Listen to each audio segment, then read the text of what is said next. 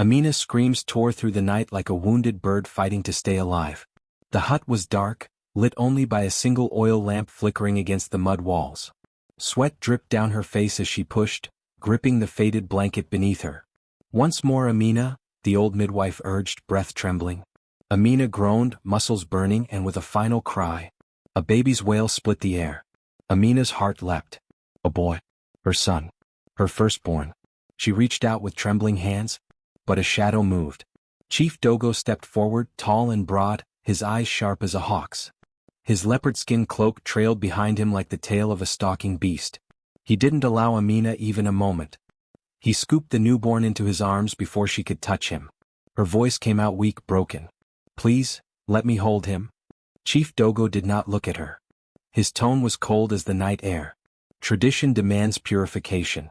He must be taken away at once. The midwife bowed, unable to meet Amina's gaze. "But he needs me," Amina pleaded, tears mixing with sweat. "I carried him."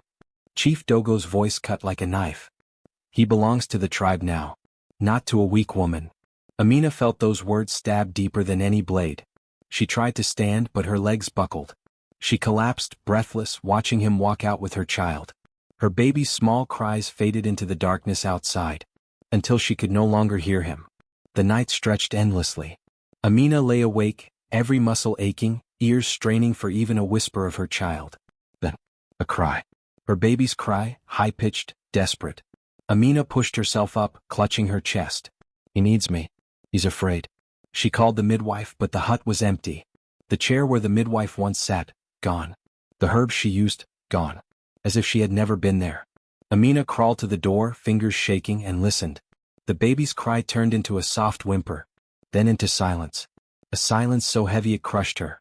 "No, no." Her tears soaked the dusty floor. Hours later, the first light of dawn crept into the hut. Amina forced herself up, pain biting into her bones. She staggered into the main compound, looking around wildly. There were no footprints. No signs a birth had happened. The blood-soaked cloths, gone. The birthing mat, gone. Villagers passed by, whispering prayers and greetings as if the night had been ordinary.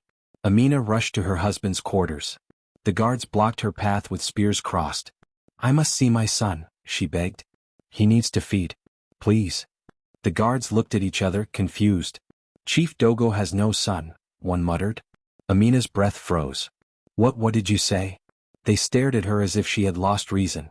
"You must be tired, my lady. Go and rest." Her knees hit the ground. "How can you say that? I gave birth last night." The second guard frowned.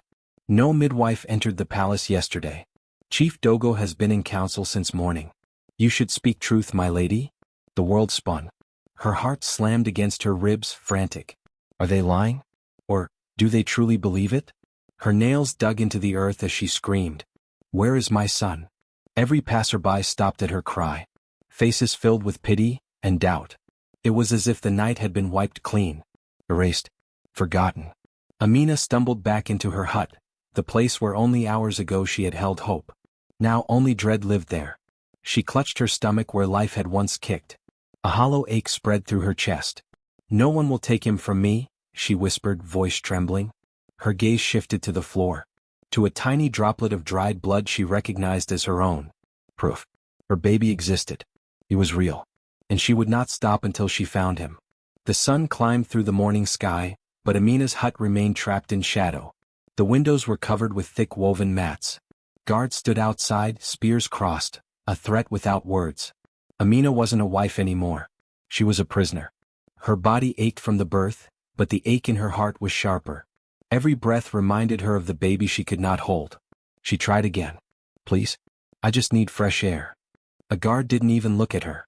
"Chief's orders," he replied, voice flat. "You remain inside." She pressed her forehead to the wooden door, fists clenched. Chief Dogo had erased her child from the world. Now he was erasing her. As daylight faded, the village quieted. Amina pretended to sleep, breathing slow and steady. The guards murmured, bored, their vigilance loosening. Midnight approached. That was when she heard it, footsteps. Heavy. Purposeful. Chief Dogo. Through a gap in the mat, she watched him move across the courtyard. He wasn't alone. He carried a bundle wrapped in dark cloth. Her heart leapt so violently she almost gasped. Is it him? Is it my son? Dogo walked to a small stone cellar built behind the palace, a forgotten place older than the village itself. Amina had only seen it once before. A place where curses were whispered about. Dogo knelt before the cellar door. He whispered to it like one whispers to a jealous god. Amina strained to hear. Stay silent, no one must know, you are dangerous. Her breath hitched. Her nails dug into the wall. Dangerous? Baby? He unlocked 3 iron latches. The sound of metal echoed sharply in the still night. Then, something soft broke the silence. A scratch. Small. Weak. Like tiny fingers scraping from the inside. Amina's heart stuttered. Then came a sound she would know even in death. A whimper. Her baby's whimper. Her baby's cry. Her hand flew to her mouth to smother her scream. He's alive. He's alive. Tears erupted from her eyes, blurring everything. She leaned closer, clinging to the last bit of clarity she had. Chief Dogo looked over his shoulder, sharp instinct like a predator sensing movement. Amina froze, body rigid, fear swallowing her whole. But his attention moved away just as quickly. He pulled out a vial from his cloak, liquid swirling black as night. He poured a few drops onto the cellar door. The whimpers instantly softened, then faded as if smothered. No, Amina mouthed in horror. Dogo pressed his forehead against the door, whispering urgently. Sleep. You must sleep. If anyone hears you, everything ends. Then he relocked each latch. 1, 2, 3. The sound of iron sealing fate. He straightened, shoulders heavy with guilt or fear. Amina couldn't tell which. And for the first time since she had known him, Chief Dogo trembled. He looked like a man haunted. He looked afraid. Afraid of a baby. Her baby. He walked away, steps quick, disappearing into the chieftain's quarters. Silence returned to the courtyard.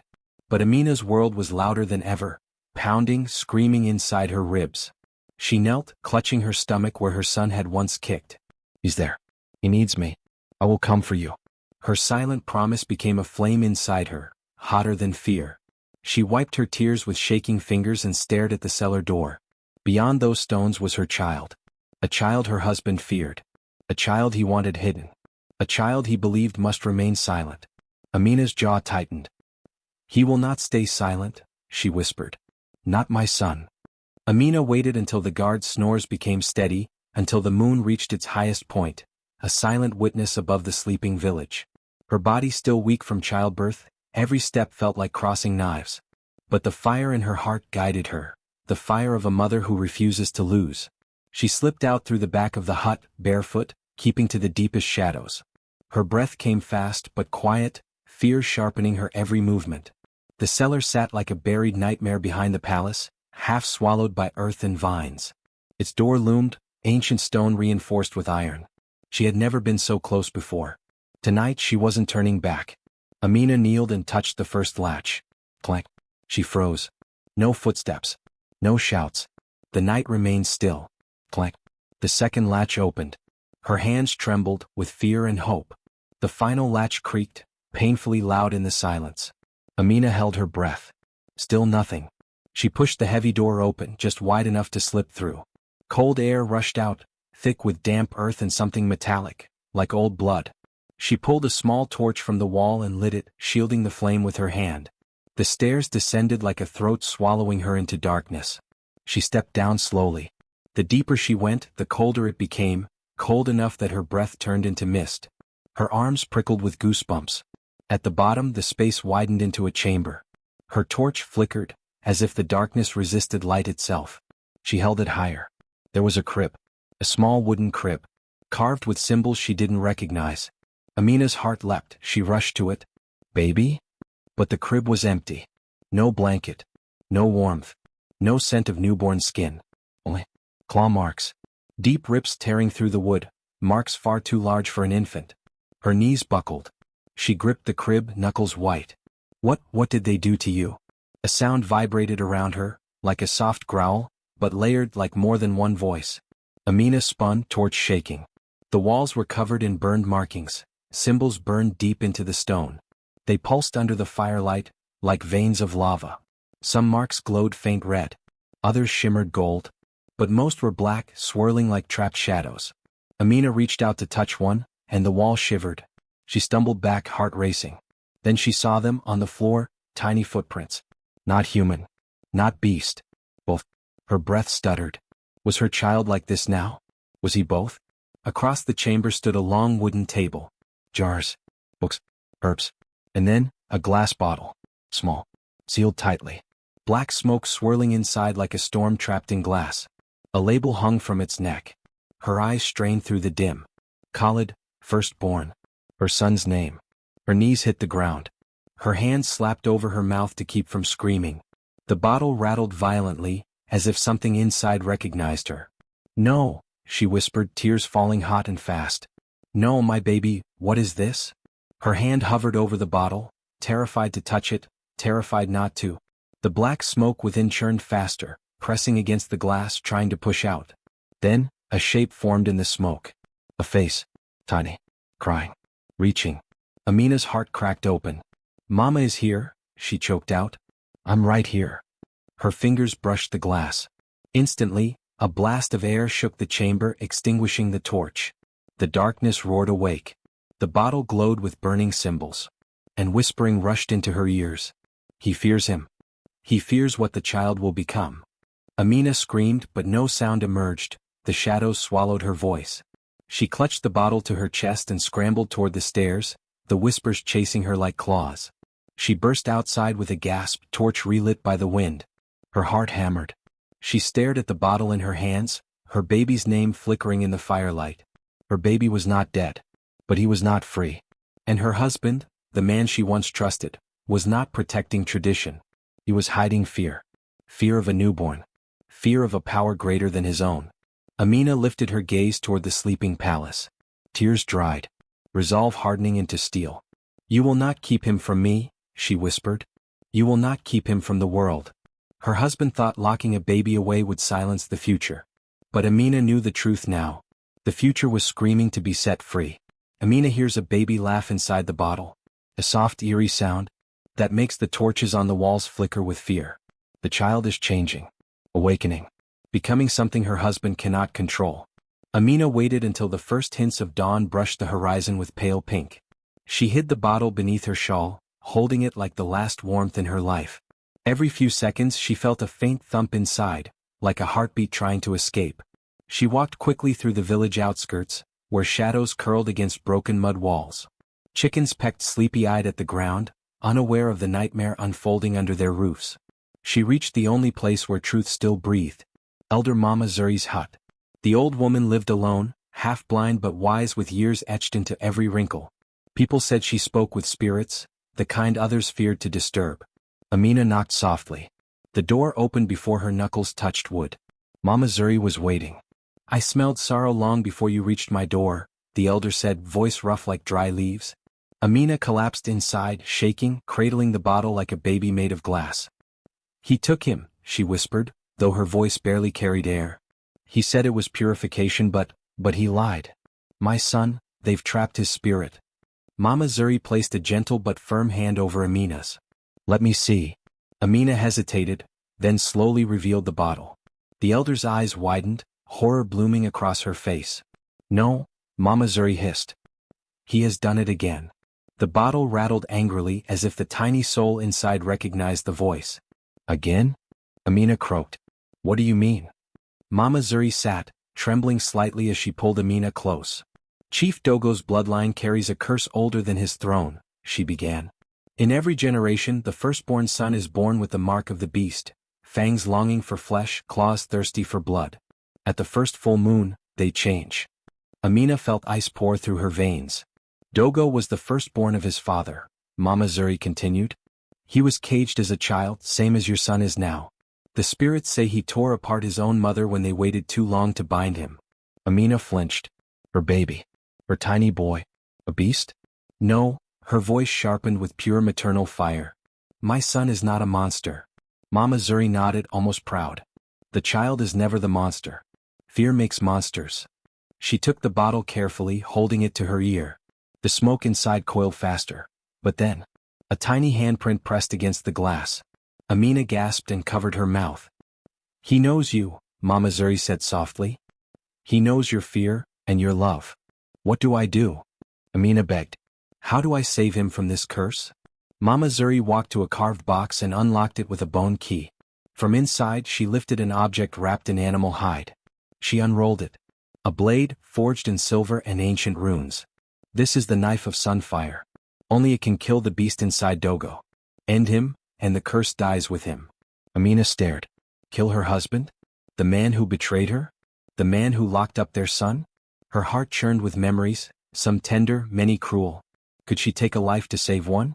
Amina's heart pounded like a storm trapped inside her chest as she emerged from Mama Zuri's hut. The silver blade felt heavy in her hand, not because of its weight but because of what it demanded. Chief Dogo stepped from the shadows, tall, broad, and wrapped in authority like a second skin. Moonlight glinted off the beads stitched into his collarbone, trophies from battles he never spoke about. His voice slithered through the dark. You've been out late, wife? Amina hid the bottle behind her shawl, spine stiffening. Give me my son, she whispered, shaking but unbroken. Dogo's nostrils flared. He stepped closer until she smelled iron, like fresh blood. That child is mine, he growled. He belongs to the bloodline, to tradition. You are merely the vessel that delivered him. Something shattered inside her, not fear but the last thread of patience. He belongs to me, Amina snapped back. He belongs to himself. Dogo's hand shot up like a cobra striking, fingers crushing her jaw. His eyes flashed yellow. One more word, he threatened, and your tongue will feed the dogs. Amina looked into those monstrous eyes, and realized the beast was already awake. She twisted, the silver blade flashing, slicing his wrist just enough to spill a drop of thick black blood. Dogo howled. Amina didn't wait. She ran. The wind tore at her dress as she fled into the forest, deeper than she'd ever dared go. Branches whipped her arms, roots tried to trip her, but she pressed on. Every breath screamed only one word. Baby. Baby. Baby. Her baby's heartbeat pulsed inside the bottle, growing weaker. She stumbled into a moonlit clearing, where the silence hummed like buried thunder. From the shadows, a voice coiled around her. You seek us. A serpent slid forward, enormous, blue scales glowing like captured starlight. Its eyes were deep pools, ancient and judging. This was Nyoka wa Yisiku, the night serpent, protector of children, judge of parents. Amina fell to her knees. Save my son, she pleaded. He is innocent. He did nothing to deserve this. The serpent's tongue flicked silently, reading her soul. We know the child, it hissed. We have heard his caged cries. The bottle trembled violently, the infant spirit inside sensing a savior. But why should we help you? The serpent asked. You once feared him. You once doubted his humanity. Amina bowed so low her forehead touched cold earth. I do not fear him any more, she whispered, tears watering the ground. I fear the world that will call him monster. The serpent studied her, circling slowly, body coiling like the night itself. To save your child, it pronounced, you must sacrifice something precious. Amina braced for the worst. Her voice, her life, her memories of him. Your fear, the serpent said simply. Amina blinked, confused. Fear protects me, she argued quietly. It warns me. It keeps me alive. The serpent leaned in until its fangs hovered inches from her throat. And fear also keeps you weak, it hissed. It is the stone tied to your ankles while you drown. It lifted its head and spoke the ancient command. Give us your fear, and you will walk as thunder walks. Amina clutched the bottle tight. She thought of her son's tiny fingers, his soft cry, his stolen breath. She inhaled, then exhaled her terror. I give it, she whispered. The serpent opened its jaws wider than darkness itself, swallowing her fear like smoke. Cold tore through Amina's chest, then warmth, then something else entirely. Power. Her bones vibrated. The earth pulsed beneath her. Her shadow grew, taller, stronger, like a warrior spirit rising. The serpent bowed its head. You are no longer prey, it declared. You are the storm that hunts. It curled around her once, blessing, then dissolved into swirling mist. Amina rose slowly, the ground trembling under her bare feet. Her heartbeat synced with the earth. Every breath tasted like lightning. She no longer trembled. She no longer doubted. She no longer feared. Her son was waiting. Amina slammed her shoulder against the cellar door again. The old wood groaned, then cracked. Cold, dusty air rushed from below, thick with the smell of burnt herbs and something animal. She took only one torch. One hand free, for her child. Step by step she descended the stone stairs. Drip, drip. The sound of water, or blood, echoed around her. The walls were carved with the same burning red symbols she saw before, glowing like angry veins. Then she saw the crib. Small. Wooden. Shaking. Amina's chest tightened. "Baba?" she whispered, voice trembling. A tiny growl answered. Her son, her newborn, lay swaddled in black cloth. His little fists clawed the air as if fighting invisible chains. His chest rose fast, too fast. And his face. The torchlight revealed tiny fangs pushing through baby gums. His brown eyes, once soft, now glowed violent red. His skin twitched beneath the curse, bones shifting, fighting to become more beast than boy. Amina staggered backward, horror clawing her heart. But then she saw it. His tears. Real human tears streaming down his changed cheeks. Her boy was afraid. She stepped forward, voice breaking but brave. "You are mine, and I will love every part of you." The baby thrashed, a growl ripping from his throat. Amina didn't flinch. She reached into the crib, even as his sharp teeth grazed her wrist, and lifted him gently to her chest. She rocked him. She hummed a lullaby. The same lullaby she sang when he kicked inside her belly. The glowing eyes flickered. The claws softened into fingers. The beastly breaths slowed into soft whimpers. The curse retreated. For the first time since birth, the baby closed his eyes in peace. Amina's tears fell into his curls. A smile, small, shaky but real, rose on her lips. But as she turned to leave, the walls pulsed again. Every carved mark glowed brighter, like watching eyes. Then a whisper slithered through the cellar. "Mother's love delays the curse. It will not stop it." Behind her, Dogo's shadow stood at the stairs. His voice thundered. "Give me the child. Before he kills you." Amina tightened her grip around her son, back straight, fear gone. "Over my dead body," she answered. The torch flames surged, as if the night serpent itself stood with her. Amina slammed her shoulder against the cellar door again. The old wood groaned, then cracked. Cold, dusty air rushed from below, thick with the smell of burnt herbs and something animal. She took only one torch. One hand free, for her child. Step by step she descended the stone stairs. Drip, drip. The sound of water, or blood, echoed around her. The walls were carved with the same burning red symbols she saw before, glowing like angry veins. Then she saw the crib. Small. Wooden. Shaking. Amina's chest tightened. "Baba?" she whispered, voice trembling. A tiny growl answered. Her son, her newborn, lay swaddled in black cloth. His little fists clawed the air as if fighting invisible chains. His chest rose fast, too fast. And his face. The torchlight revealed tiny fangs pushing through baby gums. His brown eyes, once soft, now glowed violent red. His skin twitched beneath the curse, bones shifting, fighting to become more beast than boy. Amina staggered backward, horror clawing her heart. But then she saw it. His tears. Real human tears streaming down his changed cheeks.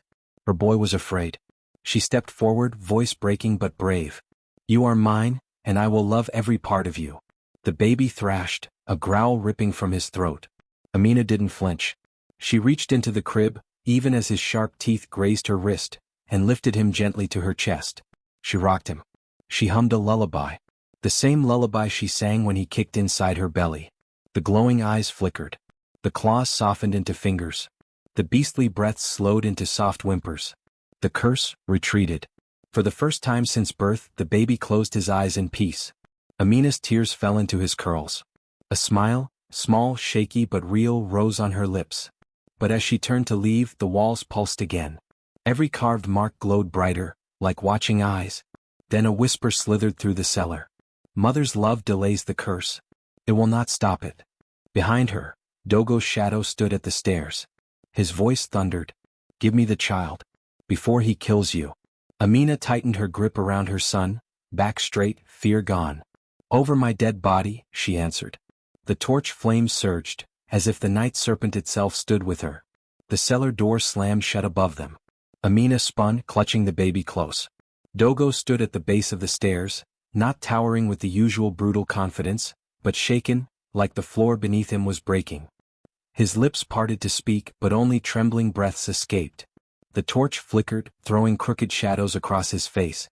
A face she had once trusted, once kissed, once dreamed beside. Now it looked older, fragile, haunted. Amina took one step back, holding her son protectively. "You lied to me." Her voice cracked like the torch flame. Dogo raised both hands slowly, not to threaten, but to beg. No, no, Amina, please, listen. His voice shook. I never wanted to hurt you. I never wanted to hurt him. Amina's eyes narrowed. You hid my baby in darkness. You let me believe he was dead. Dogo choked, breath trembling. I was trying to protect you. The words fell flat, lifeless, powerless. Amina's jaw tightened. From what? She demanded. The cellar groaned as though the walls themselves were listening. Dogo closed his eyes tight, like he was wrestling with a memory too horrifying to name. Then he forced the words out. From the thing he will become. Amina clutched her son tighter, fire rising in her blood. He's just a child. Dogo's voice cracked. He is the firstborn son. Amina froze. She remembered Mama Zuri's warning. She remembered the symbols. The claws. The red eyes. But this was her child, her blood. You speak as if the curse owns him, she said, teeth clenched. He is stronger than this curse. We are stronger. But Dogo shook his head, stepping closer, and in the torchlight, Amina finally saw the truth. Terror. Not of her. Of the baby. No, not the baby. What he could become. Dogo sank to the cold stone floor, shaking like a boy lost in a nightmare. He whispered, I had a brother. Bakery. Amina's breath hitched. Dogo had never spoken of siblings. Never spoken of family beyond duty and shame. He was everything a son should be, Dogo murmured. Strong. Brave. Firstborn. His fingers dug into his own arms as if trying to hold himself together. But on his naming night, he changed. The cellar suddenly felt too small, too dark. Dogo stared at the ground, voice hollow. He grew claws sharper than spears. His bones twisted, until his body looked like the devil had carved him. Amina shivered. The torch flame stuttered, as if afraid too. He killed. Dogo swallowed hard. He killed our mother first, then our father. Blood everywhere. Screams? Amina gasped, a hand over her mouth. I hid under the bed, Dogo continued, tears streaking his face. He sniffed for me. I heard his claws scrape inches from my throat. Dogo opened his eyes, wild with old fear. The elders captured him. They built chains from cursed iron, wrapped him until he was nothing but a pile of flesh and rage. He shook his head, despair swallowing him. But even then, he wouldn't die. Silence crushed the air between them, heavy, suffocating. Amina whispered, barely breathing. What happened to Bakery? Dogo's voice turned into a grave. He escaped. Amina staggered back. He roams the mountains now, Dogo said. Every moon villagers disappear. Bones found in pieces. His roars shake the skies. Amina felt her knees weaken. Dogo crawled toward her, slow, desperate, his hand trembling inches from her arm. I saw the signs in our baby, he whispered. The curse burns in his blood. He will become the same. Amina stepped back, refusing to let fear touch her child. No. Just one word, but it thundered through the cellar. Dogo flinched as if struck. Amina's voice rose, fierce, unbroken. He is not your brother. He is not a monster. He is our son. Dogo wiped his face with a shaking palm. You don't understand, he sobbed. I cannot lose another family. I cannot watch the people I love be torn apart. His eyes locked onto hers, raw, terrified honesty laid bare. I locked him away not out of cruelty, he whispered, but because I love him. Because I love you.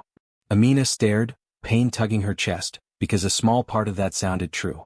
A small part of her understood fear. But fear grows cages. Love breaks them.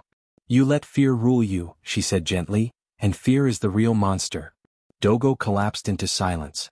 The baby squirmed in Amina's arms, soft whimpers turning louder, as if he felt the storm of emotions crackling around him. Amina kissed his forehead, soothing him. Dogo watched, eyes widening, because the claws were gone again. No fangs. Only a human child breathing softly. Amina met Dogo's gaze. If love can calm the beast, then love can defeat the curse. Dogo exhaled, a mix of hope and horror. But then everything changed. The ground trembled. The torches flickered violently. A sound, deep, guttural, roared from the distant mountains. A roar too monstrous to be human. Too familiar for Dogo to deny. His blood ran cold. Bakery. Dogo's entire body recoiled in terror. His knees buckled. His jaw clenched. No, no, he's coming. His whisper cracked like broken glass. Amina instinctively shielded her baby, eyes wide. Outside, drums began beating in panic. Villagers screamed. Animals scattered. The night itself seemed to run.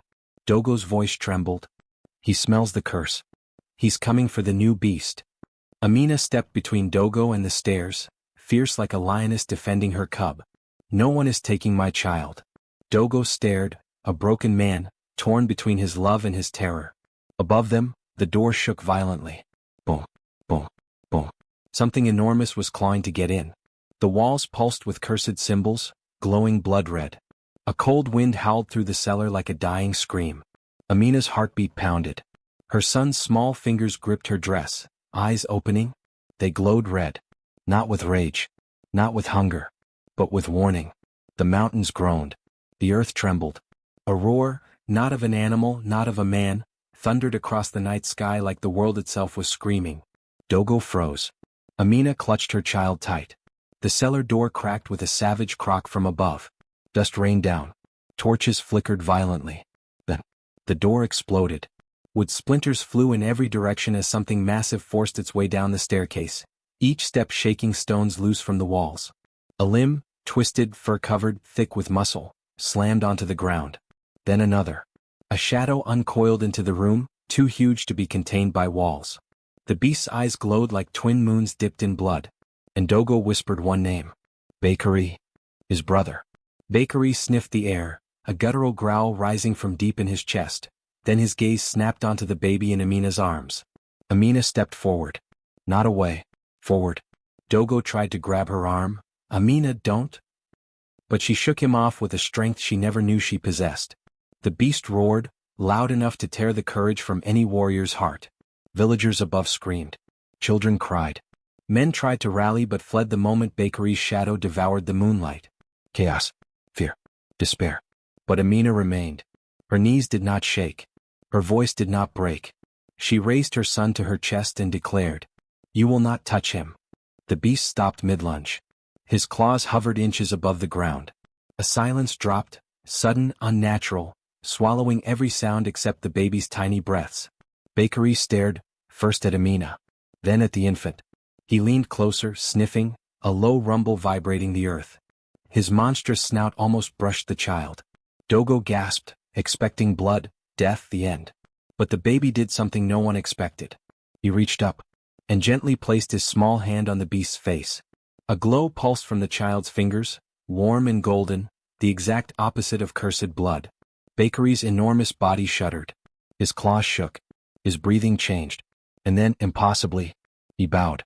This creature, who had slaughtered countless, lowered his great head to the dirt in front of Amina's son. Dogo stumbled back in disbelief. Why is he bowing? He stammered. Amina felt the answer in her bones, like an ancient truth awakening. My child is not cursed, she whispered. He is the cure. Bakari whimpered, the sound of an animal who had finally found peace. But the moment shattered as villagers armed with spears and fire reached the cellar, roaring in terror. Kill the beast before he kills us. No. Amina shouted. He is not. Too late. A spear flew. Bakari roared, not from rage but pain, and the curse surged hot through his veins. His eyes flared crimson again. His bones shook. His fangs bared. The fragile piece exploded. The beast unleashed a furious howl, villagers scattered like leaves in a storm. Amina tried to chase after them to stop the attack, but Dogo grabbed her. He will destroy us all, he cried. He bowed to my baby. Amina yelled back. He is still in there. Another roar tore through the village. Roofs cracked, market stalls burst apart, flames forming a ring of chaos. The drums of war thundered desperately. Dogo stared at the devastation, lost, terrified. I must finish what the elders began, he whispered. I must kill him. Amina turned to him, eyes blazing. No. You must trust your son. Dogo hesitated, torn between fear and hope, past and future. Then a shadow fell over them. Bakari climbed onto the palace roof, moonlight washing over his monstrous form, fur soaked in blood, both his and others. He wasn't attacking. He was protecting. Below him, the baby cooed softly, as if calling to a wounded relative. Amina stepped into the open village center, holding her child high despite the screams around her. Bakari, she shouted. Her voice cut through smoke and terror like a blade. The beast turned. The baby giggled, tiny, pure. Bakari lowered himself from the roof, crawling like a colossal cat, drawn to the baby's heartbeat. Villagers screamed. She is controlling it. The witch must be killed. Save the child. Amina's anger burst. I am saving him. The ground rumbled. Cracks split the earth. The moon above shifted color, turning deep crimson. The blood moon, the sign of the curse's peak. Every heartbeat echoed. Amina knew.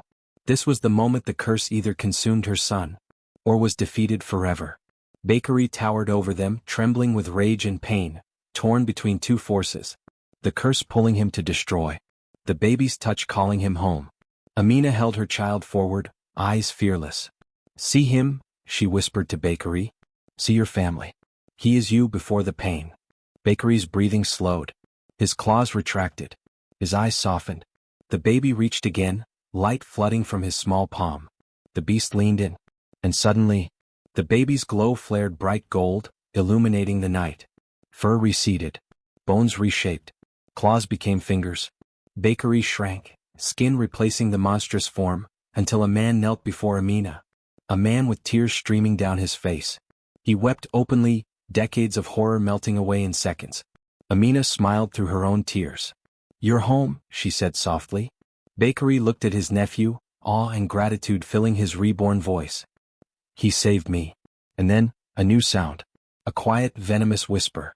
No. Lady Kima stepped from the shadows.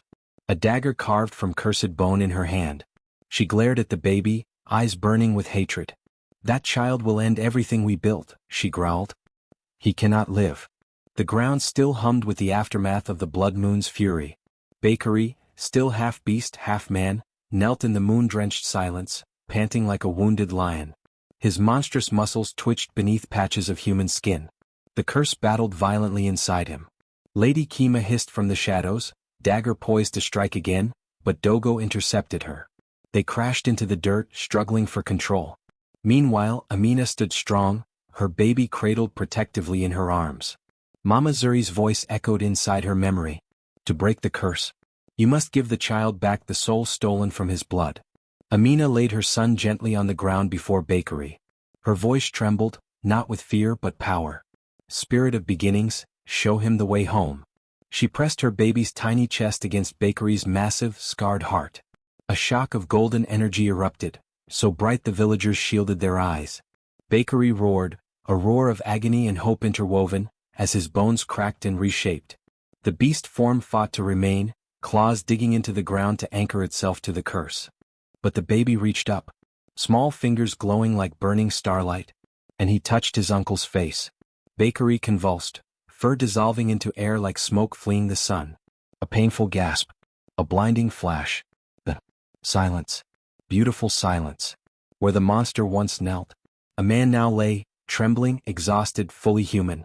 His eyes, once two pits of bloodlust, now soft brown brimming with tears. Dogo collapsed to his knees. Brother, he whispered. Bakery raised his head, voice shaking.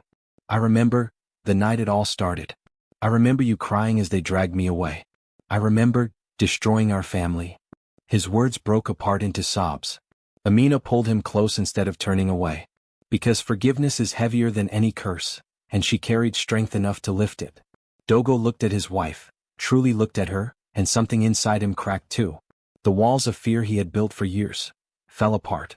I thought the curse would take him, he confessed softly. I thought I would lose everything again.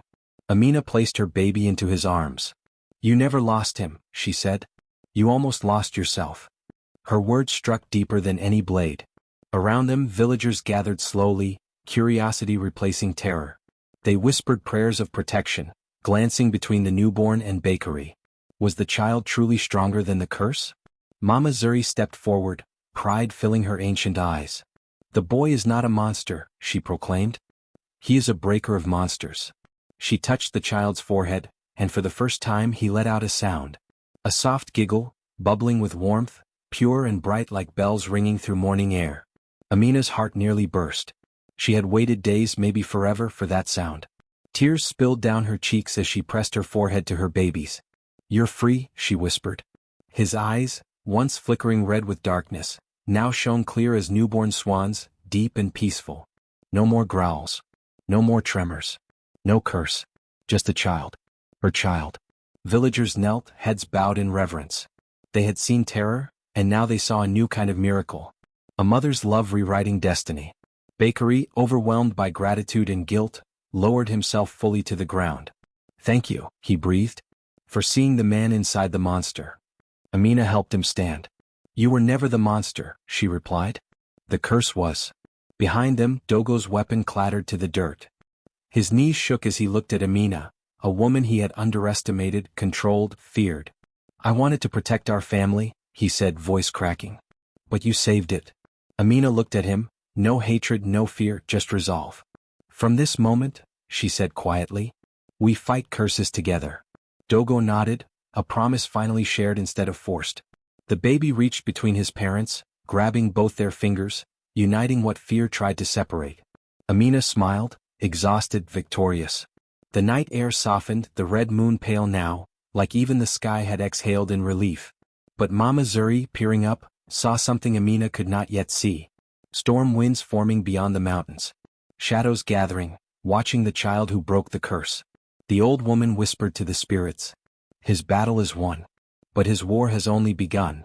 The morning sun rose gently, washing away the crimson stains of the blood moon.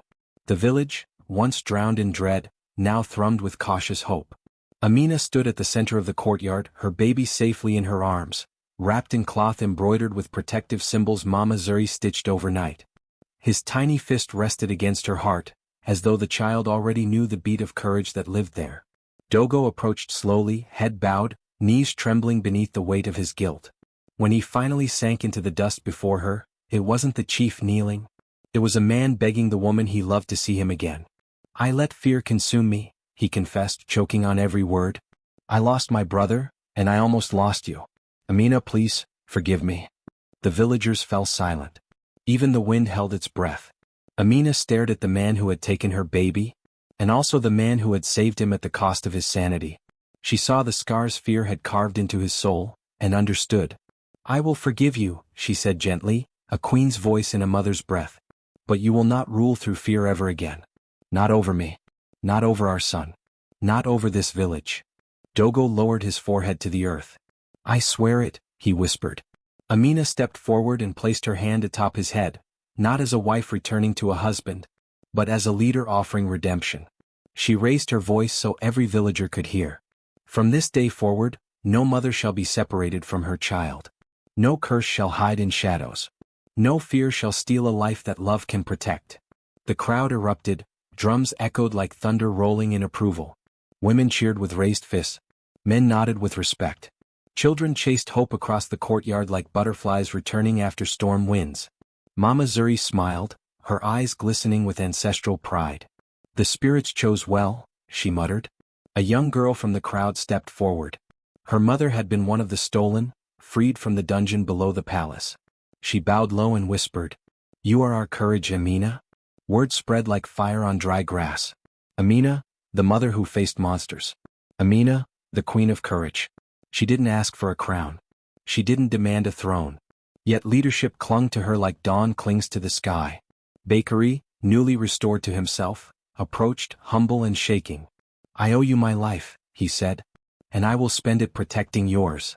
Amina nodded, accepting loyalty not from fear but from gratitude. The drums softened. The village gathered around her, forming a circle of unity, the same circle that once held whispers of curses. Now it held celebration. The baby squirmed in her arms, eyes sparkling like drops of sunlight. He let out a giggle, soft, pure, and then his body shimmered with a faint gold glow. Gasps fluttered through the crowd. Amina didn't panic this time. She pressed her lips to his tiny forehead. "No fear," she whispered. "Love protects." The glow dimmed into a warm halo, a promise of a future greater than the pain they had survived. Amina looked up to the sky, blue and whole again, tears of gratitude shimmering in her eyes. "Thank you," she breathed to the spirits. "Thank you for trusting me." And in the hush that followed, the wind, gentle as a lullaby, carried a quiet answer. "Courage is the mother of miracles." As the villagers danced, Amina stood tall with her child, the protector of all who had been abandoned, cursed, or forgotten. Her story would become a legend. Her child would grow with love, not chains. And her people finally knew freedom. No darkness would ever own them again.